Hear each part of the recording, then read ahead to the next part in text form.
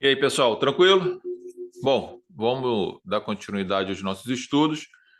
Eu venho falando sobre alguns temas lá do processo penal, referente ao Tribunal do Júri, e eu já até comentei sobre esse assunto num outro vídeo, e agora eu quero falar com vocês sobre esse assunto, só que abordando no, no plano filosófico. Por que eu estou falando isso? Porque no plano jurídico a gente vai ler aqui, ó, se eu pegar, por exemplo, o artigo 425 do Código de Processo Penal, que fala lá do alistamento dos jurados, o que eu quero tratar na realidade é o nosso sistema de seleção de jurados, né? Será que ele é justo? Será que é possível uma manipulação da seleção desses jurados? Será que a gente não, dentro do nosso sistema, como ele é hoje, será que não existe uma discriminação, já que, conforme eu vou ler aqui para vocês o artigo 425, lá no parágrafo 1º, né? E no parágrafo 2º, nós temos a possibilidade, né, de selecionar quais ou qual classe, né, deverá compor, né, o, o conselho de sentença através, né, dos seus jurados. Será que não é só a classe alta, média, o branco, julgando os menos favorecidos, os pobres, os negros, enfim? Será que a gente teria um julgamento justo nesse sentido? E o campo filosófico, eu vou estar lendo aqui um texto sobre isso, e a ideia é fazer com que você possa refletir que a gente precisa mudar essa história, precisa mudar a forma como as coisas acontecem, já que nós estamos dentro de uma democracia, né, e a base dessa democracia tem que ser a igualdade, né? Porque se eu tenho uma democracia, mas eu não tenho uma igualdade, eu tenho uma falsa democracia, ok? Então, eu venho trazendo esses assuntos para vocês porque vocês precisam estar na faculdade, batendo papo com vocês, fazendo o trabalho de vocês, fazendo as reflexões de vocês, mas também, quando vocês estiverem atuando, vocês possam ter base e possam até utilizar esses textos lá no plenário do Tribunal do Júri e fazer um discurso que possa beneficiar o seu cliente, tá? O objetivo aqui é exatamente esse, reflexão e também apresentar possibilidades de você utilizar essas reflexões dentro do caso concreto, ok? O 425 do nosso Código de Processo Penal atualmente fala assim, ó, anualmente serão alistados pelo presidente do Tribunal do Júri 800 a 1.500 jurados nas comarcas de mais de 1 milhão de habitantes, de 300 a 700 nas comarcas de 100 mil habitantes e de 80 a 400 nas comarcas de menor população. Parágrafo 2º. O juiz-presidente requisitará as autoridades locais, associações de classe de bairro, entidades associativas e culturais, instituições de ensino geral, universidades, sindicatos, repartições públicas e outros núcleos comunitários as condições para exercer a função de jurados. Então, o juiz-presidente do Tribunal do Júri vai determinar lá que sejam oficiadas essas instituições para que possam apresentar os nomes das pessoas que poderão ser sorteados e, portanto, compor o conselho de sentença. Bom, quanto às entidades associativas, né, associações de classe, de bairro, tal associação de moradores, gente, eu particularmente não vejo ou nunca vi, né, sair aí para uma comunidade dessa daí um ofício é, para que essa associação informe o nome de moradores ali que possam prestar o serviço de jurados. Não vejo, não tem esse conhecimento de que isso aconteça. E provavelmente isso não vai acontecer. Isso é muito simples de um raciocínio dentro do país que a gente vive, onde essa democracia ela não está pautada na igualdade, pelo contrário, está na desigualdade, está na discriminação e por aí vai. E aí a gente tem lá a grande maioria das pessoas que são julgadas lá pelo conselho do tribunal do júri, em regra, são pobres, são negros, da periferia, de baixa renda, e a grande possibilidade de você ter, né, um conselho de sentença, um corpo de jurados para julgar aquele cidadão, se você enviar ofícios para essas comunidades, de serem os próprios moradores julgando um dos seus vizinhos, dos seus pares, é muito grande. Então, vêm aí alguns com os argumentos, né, de que é para evitar a contaminação, para evitar o medo, para evitar que o réu venha intimidar aquelas pessoas, e aí não se envia lá para esses locais. Pô, brincadeira, uma vergonha esse argumento, isso não colhe mais em lugar nenhum, né? Até porque o réu, se realmente ele tiver que fazer qualquer coisa, ele vai fazer, seja com rico, com pobre, com branco, com negro, com roxo, seja lá o que for. Então, não tem segurança para ninguém. Porque o Estado não dá segurança para nenhum dos jurados, para nenhuma das partes envolvidas. Então, esse argumento, como está aqui no Código de Processo Penal, quando o juiz determina, né, o ofício lá para uma entidade, um órgão público, uma universidade, uma faculdade, gente, já há uma grande discriminação, sim, no sentido de que você começa a selecionar as pessoas, né, para julgar pessoas diversas daquelas que foram selecionadas e que os seus valores são diferentes, eh, a sua condição social é diferente, a sua condição educacional é diferente. Então, há toda uma diferença entre seres, os que estão julgando e o que vai ser julgado, e provavelmente esses seres que vão julgar já têm lá formada na sua cabeça, né, as suas opiniões ou preconceitos estabelecidos sobre aquele cidadão ali, né, o que vai ser apresentado para ele, que ele vai, na hora, já tentar formar alguma diferença daquilo que ele já tem na cabeça.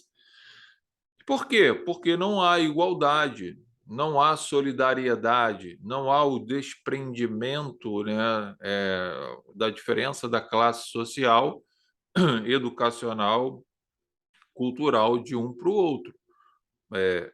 Aqueles que possuem condições melhores se acharão melhor daqueles que possuem as condições menos favoráveis, né? Então, se a gente for falar, a gente vai estar falando num sistema, né, de Aristóteles, né, aristocrático, né, o sujeito que alguns nascem por questão de natureza, com o privilégio, com alguns privilégios, seja social, cultural, financeiro, portanto, são superiores àqueles que, por algum motivo qualquer da natureza, não têm essas mesmas condições. Então, seriam meros escravos, servos e não poderiam estar ocupando aqueles locais. É isso que eu vejo aqui dentro do nosso 425, parágrafo 2º, se eu for levar por esse caminho.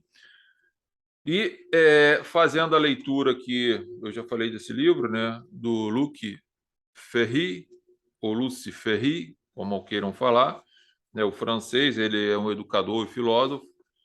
Ele falando lá no livro dele, né, Aprendendo a Viver, Filosofia para Novos Tempos, isso aqui não é livro de autoajuda não, tá, gente?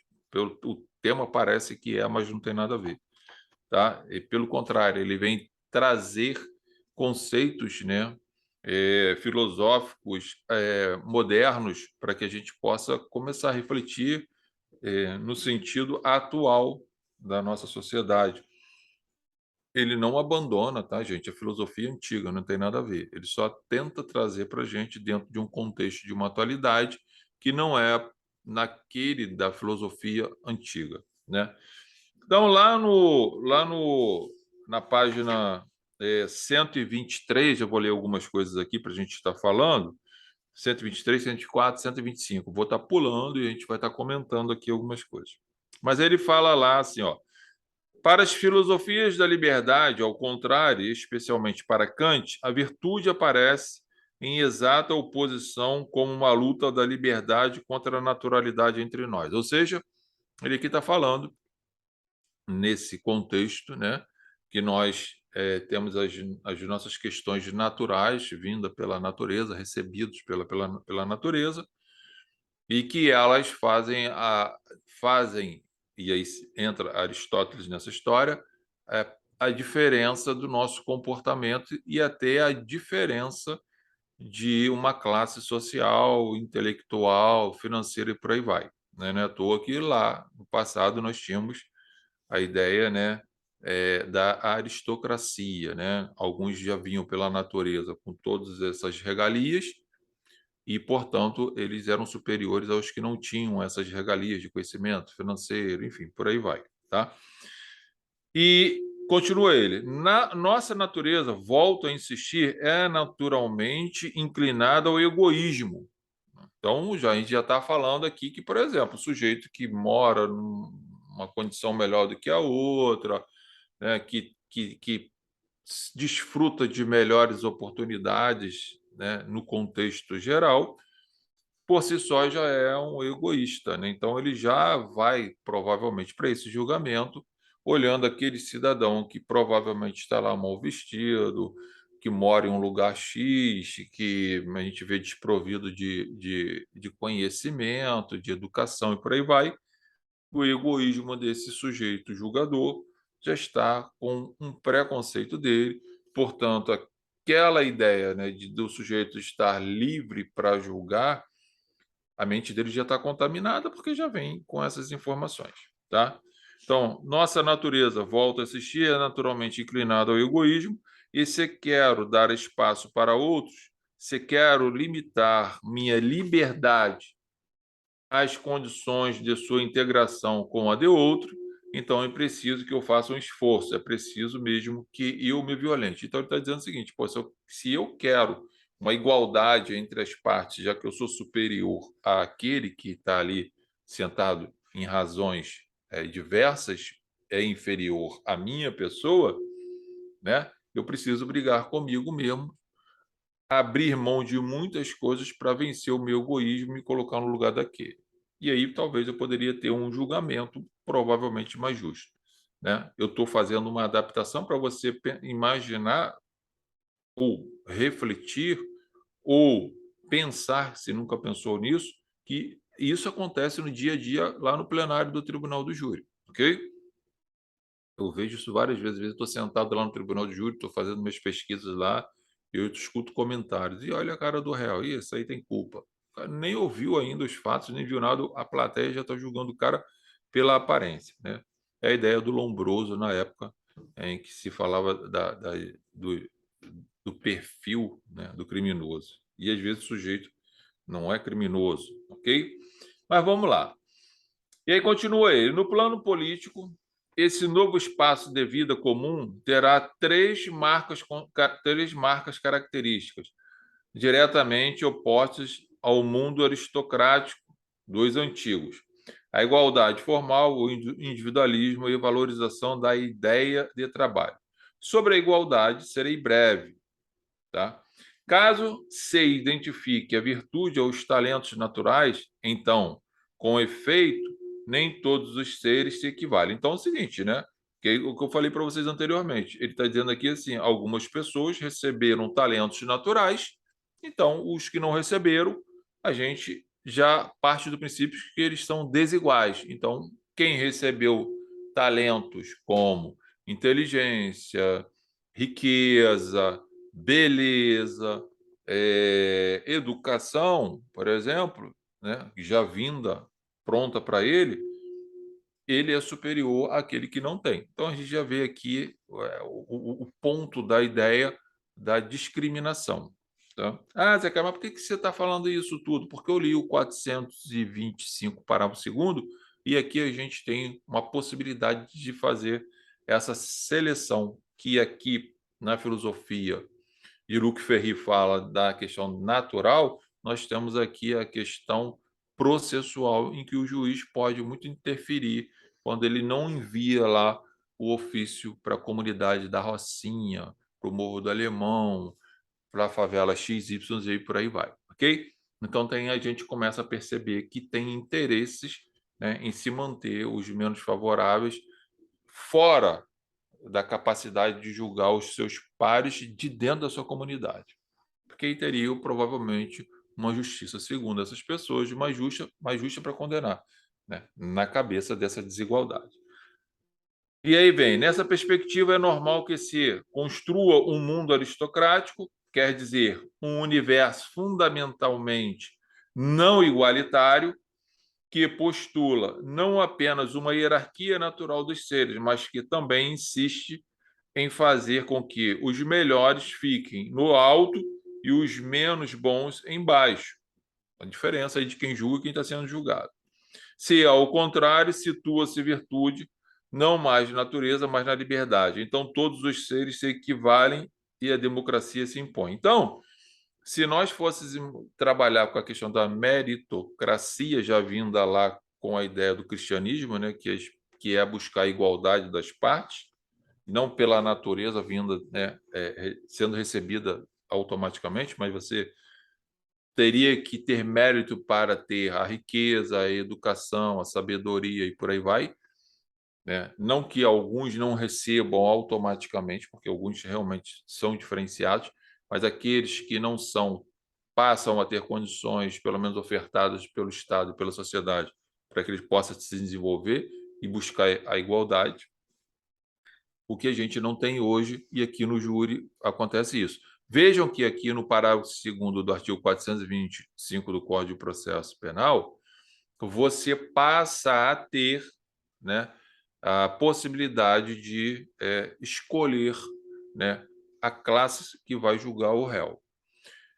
No direito português, não tem essa possibilidade, porque o sistema lá é um pouco diferente, aliás, é bem diferente.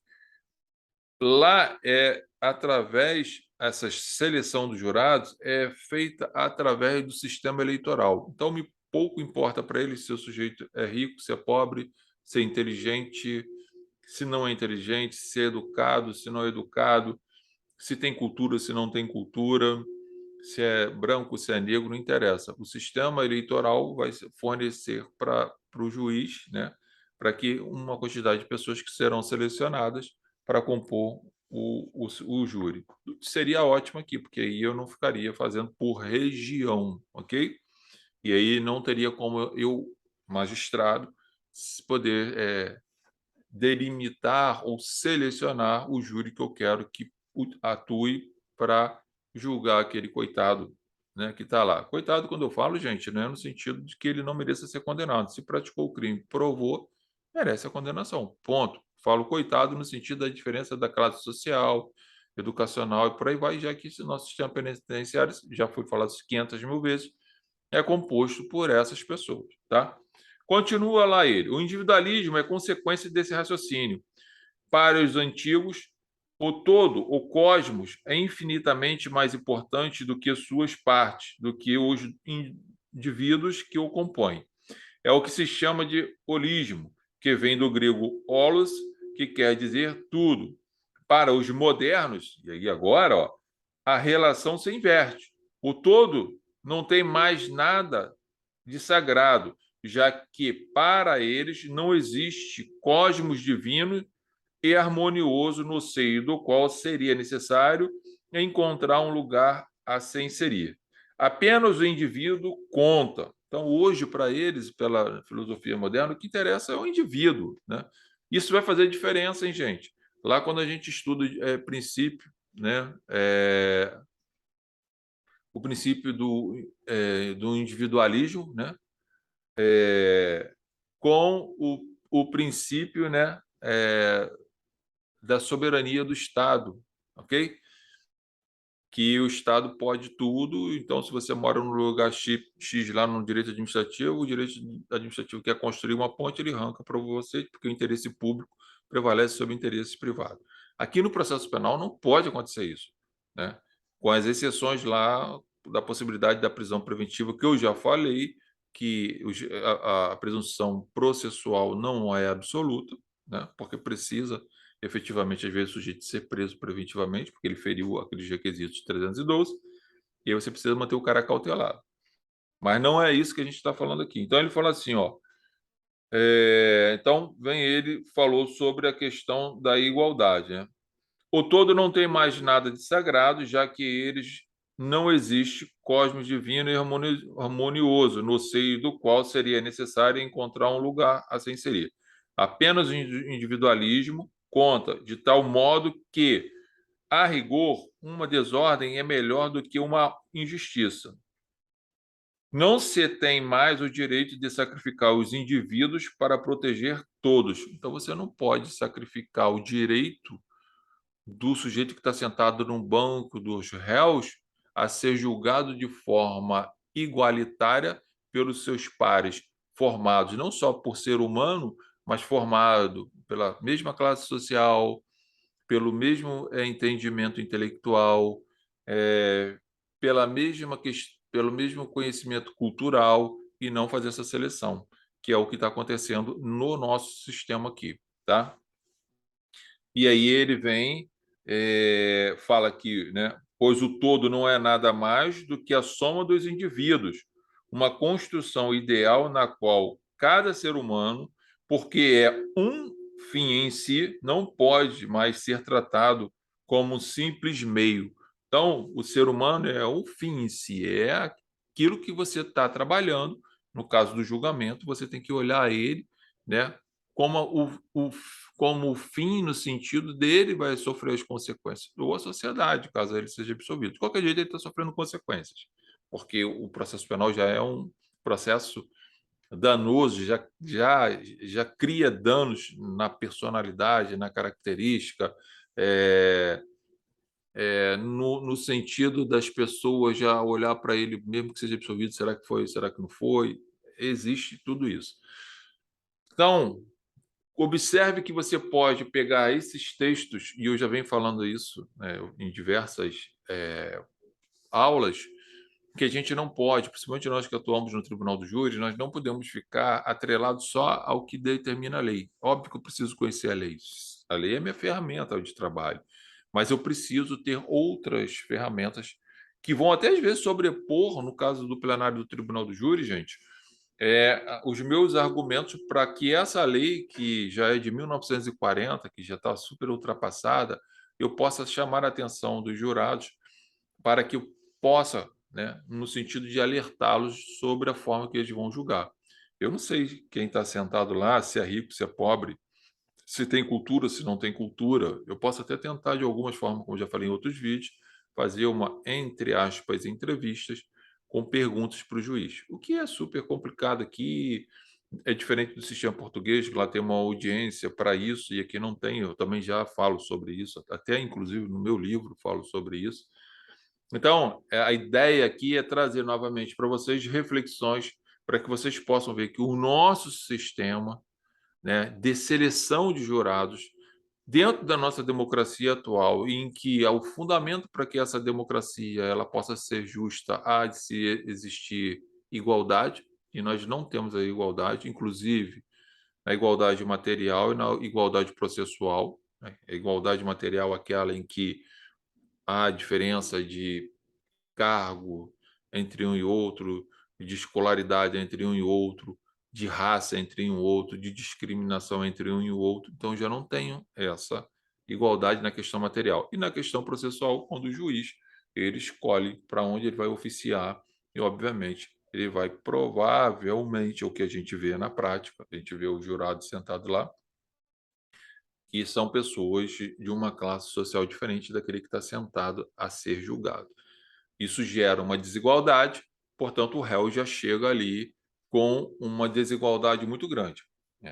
Para você poder conversar com isso, com um juiz, conversar com um promotor de justiça, né, que não seja legalista ou que não esteja, né, com a sua mente contaminada, no sentido de que vamos julgar, é só mais um e vamos fritar esse cara e jogar logo lá na cadeia, para ele apodrecer lá, porque o sistema carcerário não vai recuperar ninguém, ou se você conseguir realmente encontrar algum juiz, algum promotor que tenha sensibilidade de olhar aquela história, aqueles papéis, aquelas páginas virtuais que estão passando lá do processo, quando o processo é eletrônico, que ele possa perceber que ali não são só letras ou papéis, mas que tem história, tem vida, tem realidade ali. E, portanto, nós precisaríamos de juízes, promotores, pessoas que atuam no Poder Judiciário, que tenham a sensibilidade de buscar a igualdade no julgamento. Galera, eu sempre falo isso. O julgamento, para ser pelo menos justo, o processo tem que ser justo, né? Porque se eu não tenho um processo justo, respeitando a igualdade das partes, os direitos e garantias individuais das partes, as garantias do Estado, da sociedade, vêm como um rolo, né? Um caminhão passa por cima do indivíduo e aí se condena o cara de qualquer jeito. Não entendo que isso seja uma justiça justa, né? Eu não acredito nisso. Para mim, eu faço essas críticas porque eu vejo, e você vê também no dia a dia, no seu noticiário, pessoas diferenciadas, principalmente financeiramente falando, diferenciadas pelas possibilidades, né, de conhecimento e, portanto, fazendo uso desses seus conhecimentos, consegue resultados aí mirabolantes que a gente fica até espantado. Então, fica a ideia para que você possa, né, refletir sobre esse assunto, ok? E, obviamente, usar isso lá no seu plenário do Tribunal do Júri. Lá na nossa plataforma, nós temos diversos cursos, martinsbrito.eadplataforma.com e meudigicard.com/Martins Brito Advocacia, você tem maiores informações. Reflita e utilize essas outras ciências para os seus estudos e suas reflexões, inclusive atuando no seu caso concreto aí. Grande abraço para todos.